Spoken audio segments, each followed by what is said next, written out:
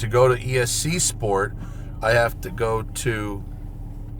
this is a fun game to play. Because I don't have as much experience. Matt Farrer, which menu do you go to Okay, turn you go to the home. ESC to Sport? Folks, do you know how so many billionaires stay as rich as they do? By investing between 10 and 30% of their net worth in blue chip artwork. I'm talking about pieces by Warhol, Basquiat, Picasso, Dali, Rembrandt, artists that even people who don't know much about art have heard of. The real blue chip stuff. But for regular folks like you and I, that kind of action is normally off the table. The buy-in is just too great. That's why Masterworks is here. Masterworks has helped over 325,000 people so far invest in shares of blue chip artwork. They have returned excellent numbers for their investors so far.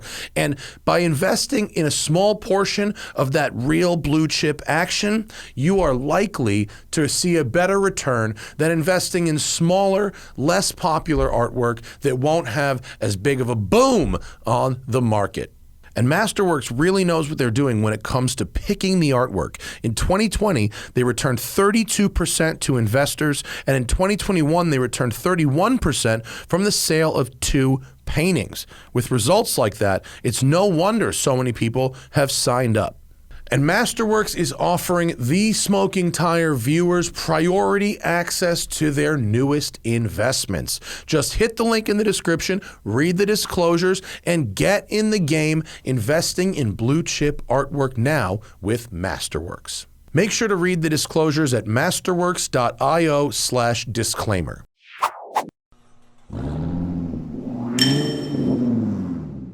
Hello. Welcome to the really nicest tight road in Malibu. Oh, yeah. It's far out here in the middle of nowhere, and it's delightful for these hatchbacks. Yeah. It has camber changes. It has negative G. It has... well, it's tight. It also yeah. has some bumps in it, so it tests suspension and shock damping. Yeah. It's a good little tester. A lot of elevation. It's really nice.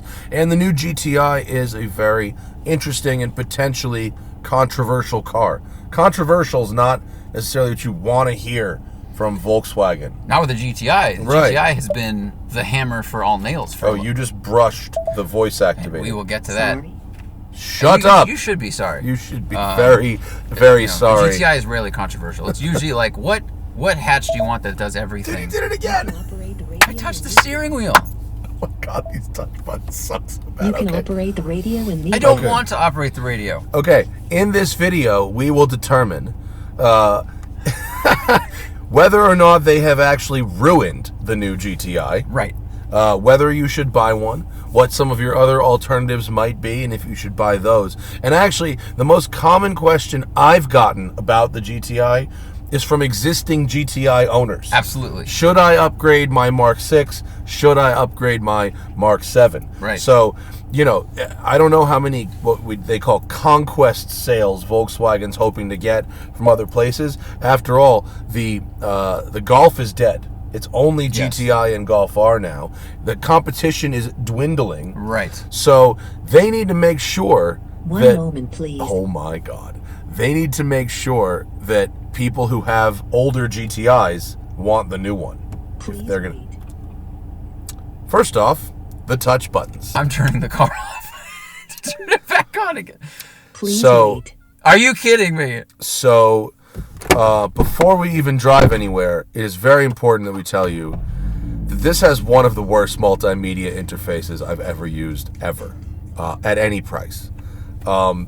There is so much wrong with it. Well, they changed a ton of the interior, because if you look at the Mark 7.5 interior, you've got your normal volume knobs, temperature control, fan control, all right here. It's very easy to use. Yes. All the buttons are on the steering wheel. This, kind of like the Ferrari Roma and other cars, is 95% capacitive haptic feedback, with the exception of the window switches. Thank the baby Jesus. Of which there are 4. I'm looking at you, Volkswagen ID4. There are 4 window switches. Everything in here is a capacitive or haptic touch button. And I think we could say they Roma'd it. Roma can be like Munson, remember Yep, Kingpin? yep. They Roma'd it up. There are touch buttons for things that really shouldn't be touch buttons. There are touch buttons for things that shouldn't be touch buttons. Straight up. There's things that are buried in menus that should be right in the forefront. Yep. And it seems like they've done it in an attempt to clean up the dash. Which it does look modernized, and it looks, you got a little Porsche Audi down here. You got the little switch for the drive mode, or for the shifter. Like, it looks spacey. Right, but how about these non-backlit climate and volume touch buttons? One of my biggest complaints, the volume and HVAC controls for the temperature are not backlit. Meanwhile, there are lights along this dashboard that light up and make this look like a shelf, which it's not. They've got a disco light here, but no light behind the things you change probably the most in any vehicle. And there are backlight on the steering wheel haptic buttons. Correct, including the volume. So it's inconsistent. Yes. Okay, it's. I don't want to sit here and not drive for this whole video, but you're gonna have to trust us. It is a disaster. Okay, so about the other stuff. It has a 13 more horsepower and 15 more horsepower than before from the 2-liter TFSI engine. It now makes 241 horsepower at 6,500 RPM, 273 pound-feet at 1,600 RPM. Nice, wide power band. Absolutely. Really nice wide power band. Unfortunately, this one has the 7-speed dual clutch. Not unfortunately, because it's a good gearbox, but you can also get the 6-speed manual. Save you about $800. Right. Yeah. Although I haven't driven that one, I played with it in the parking lot, the shifter and the clutch. It feels light, as they always do, these cars. The shifter's pretty direct, and it's a 6-speed manual, so keep that going. With this one, you also get an electronic limited slip differential up front to harness that additional torque, and you've also got a brake vectoring system that mimics torque vectoring by braking the rear wheels. Yep. Front and rear multi-link suspension, 13.5-inch vented front brakes, 12.2-inch rear brakes, 235/35/19 Bridgestone Potenza S005 tires. On the podcast, a couple people asked us about cheater tires being used on press cars. While we can't speak to anyone else's experience specifically, this car has 4 Bridgestone Potenza tires. 0 to 60, 5.1 seconds. Quarter mile, 13.6 at 105. Respectable for a hatchback. Yep. You also get, in this Autobahn spec, this is as expensive as a GTI gets. It's over $40,000. You get adaptive LED lights. You get rain sensing wipers. You get adaptive shocks, which are optional. The 19-inch wheels are optional. There's the upgraded everything, the better stereo. And when I saw a 4 in front of the number, I was shocked, especially considering the fact that seat is power, this seat is not. Right, which is kind of surprising. And this heated and cooled manual seat. How about that? It's very lightweight. You can get cooled seats on this, which was not an option in previous GTIs. But there's a lot of stuff that comes standard, like a heated steering wheel and heated seats come standard on the cheap one. So this is like $11,000 more of lighting, sunroof, and so let's drive and we'll talk about what's worth it and what's not. There's a middle trim. There's an SE trim, which is halfway between your base and your Autobahn, and that may turn out to be the one ultimately. But I need to make sure we're in the correct mode. Because you can't change the driving mode while you're driving. If we were moving at 5 miles an hour earlier, and we tried you can use the presets, but you can't adjust the suspension setting in the custom menu. Yeah, you cannot adjust your shock stiffness while in motion, which I think that's the first time I've ever been in a car with adaptive suspension that you can't adjust while you're moving, which is really something. Very surprising. All right, here All we right, go. Clapman. We are in sport mode. Go to M2.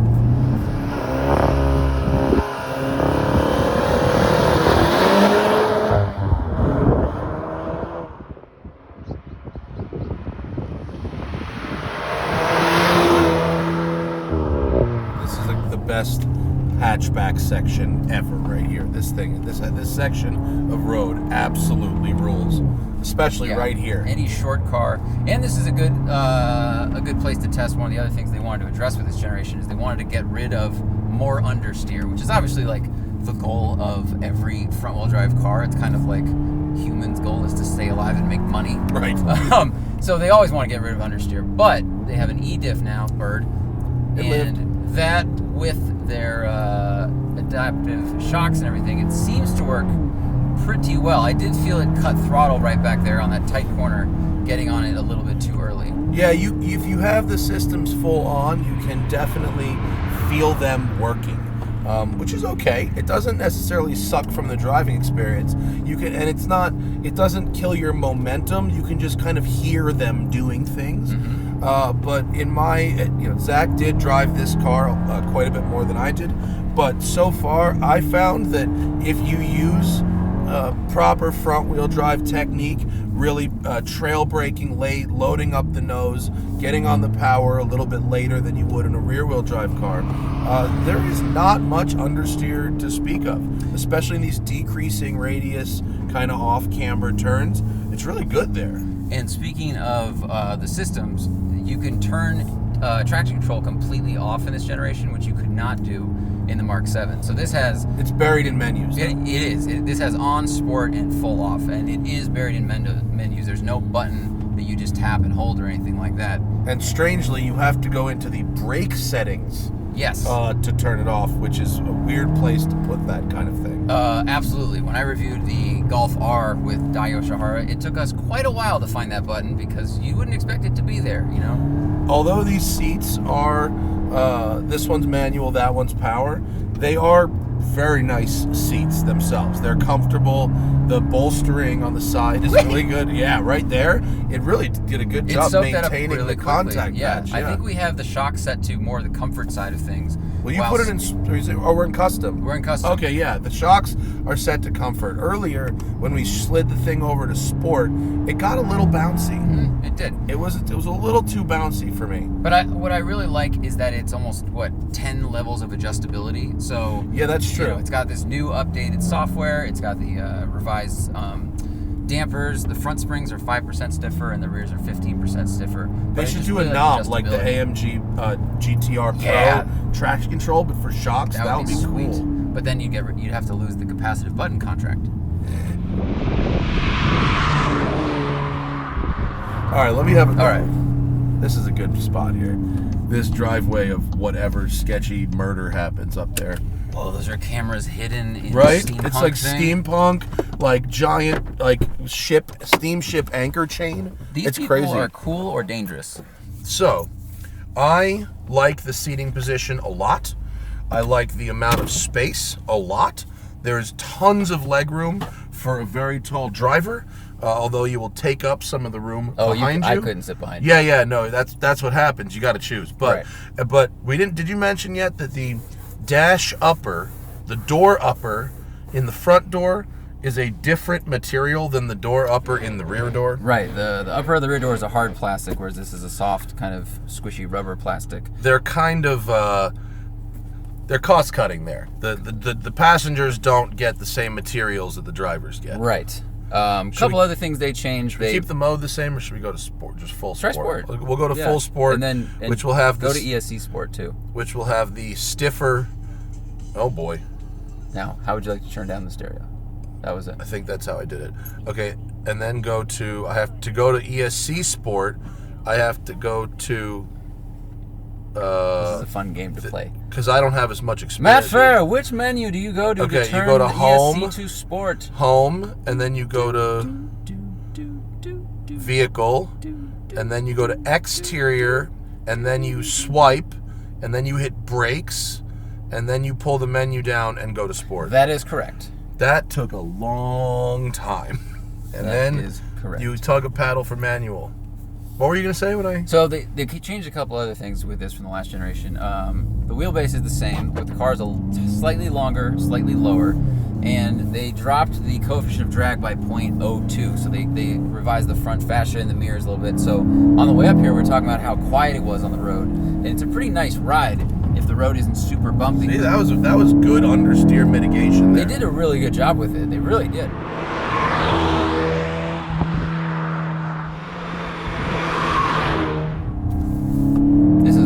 This is a very good section. This is a great section. Yeah, this is a good small car road. Some people said that the seats weren't holding them in very well, but I feel like it's doing a If you were pretty good super job. thin, I could see that, but chubby people will be just fine.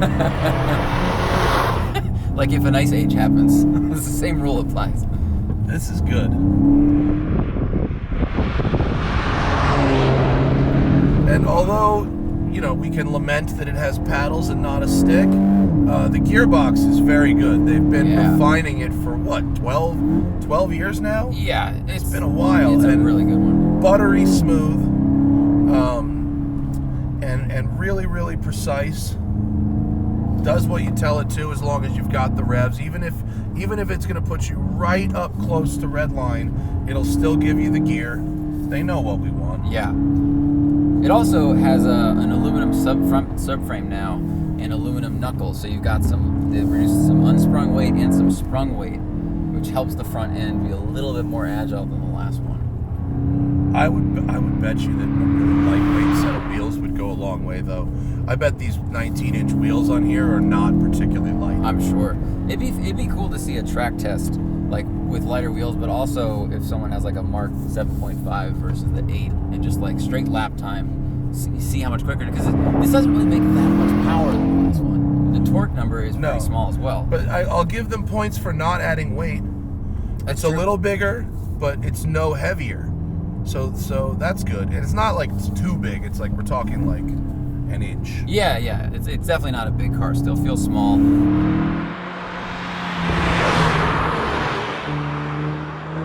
And if you put it in one of the more comfortable modes, you could do 5-6 hours road trip in it, and it wouldn't be like, you wouldn't want to road trip a Fiesta ST or something like that. It could be really, even a Veloster N, if you went really, really long driving with it, it could get tiring. Well, yeah, we should talk about that, because that's kind of the direct competitor now. You got Veloster, which has a manual or a 7-speed DCT, and about as quick, about the same amount of horsepower. And, I mean, the Veloster has a more, let's say, user-friendly interior because of the buttons. I would say it doesn't look as upscale. This section, but it's dope. Hey, it's a good one. So dope. Just back, forth, back, forth, back, forth. Very nice. Very composed. How are the brakes? Not overheating. They're holding up. I mean, if I was doing track days, pads and fluid, obviously, but pretty good.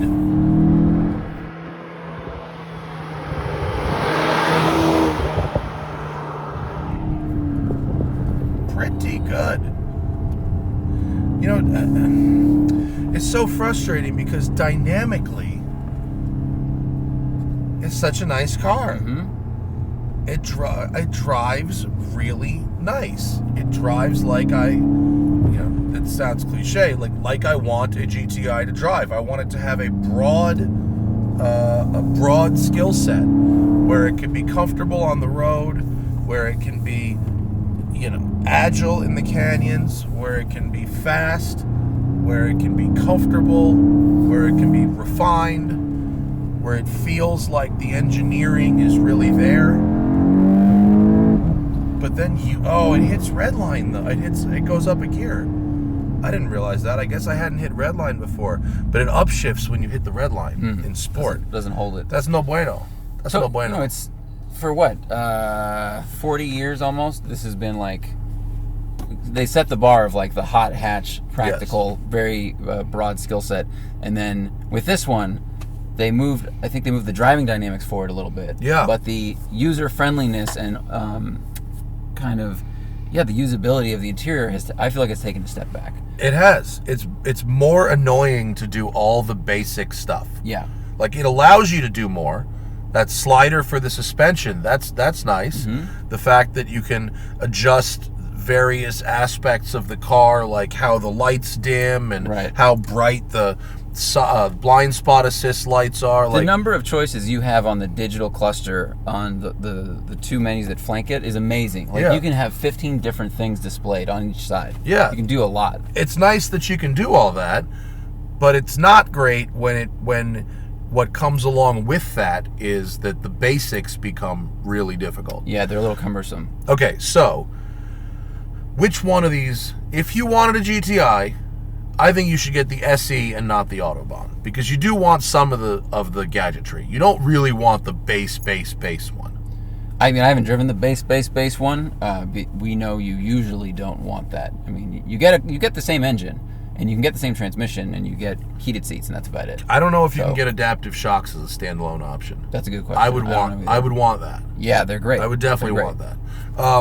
This leather I could probably skip. I'd probably go with the plaid cloth, and that would be doesn't just get fine. hot in the summer and cold in the wintertime. But the SE is like 35,000. Okay. When you crack 40, this becomes a kind of a no-go for me. That's a lot of money. It doesn't feel like it should be in the 40s when the Veloster N loaded is like 33. Right. And I think you said earlier that the Golf R is like 45. Golf R, but there's no options. There are no options. So 45 gets you what we have here plus more power and all-wheel drive, and we're driving that in a couple weeks. But it's a bunch more power and it's all-wheel drive. Yeah. If you have a Mark 7, should you upgrade? I'm sorry to say, I think the answer is probably no. I think unless you are doing autocross track or lots of canyons where understeer has been bothering you, and you really want this revised front end, and you really want the ESC offsetting, if you use a GTI for normal GTI people things, you probably shouldn't upgrade, because as a general car, the 7 is just as good as this one. It has better interior and it's more easy to use. Easier to use. The limits are higher dynamically, but the things that I do on every drive, adjust the volume, adjust the climate control. Right. That stuff is more annoying while moving. Yeah. You know? And this is my third Volkswagen vehicle I have tested that has this same system in the front, and I still find my eyes coming off the road for far too long to feel comfortable with it. Yeah. So, it's a great performance car. It has a good breadth of usability, but to me, it's not enough of an improvement from the old car to justify the headaches of what you have to deal with. Now, last thing, would you go Veloster N for 35 or this, given the on-road manners of this for like a 6-hour drive? If I was doing long road trips, I'd rather have this. A little quieter. And if I was using the back seat a lot, I'd rather have 4 doors instead of 3 doors. But other than that, I prefer, for the money, I think the Veloster N is the better performance car. Mm-hmm. Yeah. So that's it. That's the GTI. We've got the Golf R coming in a couple weeks, so stick around to see what we think about that. And, right? That's it. That's it. See you later. Bye. And remember, always fight your tickets. Use code TST10 on the Off the Record app available in the Android and iOS store, or go to offtherecord.com/TST.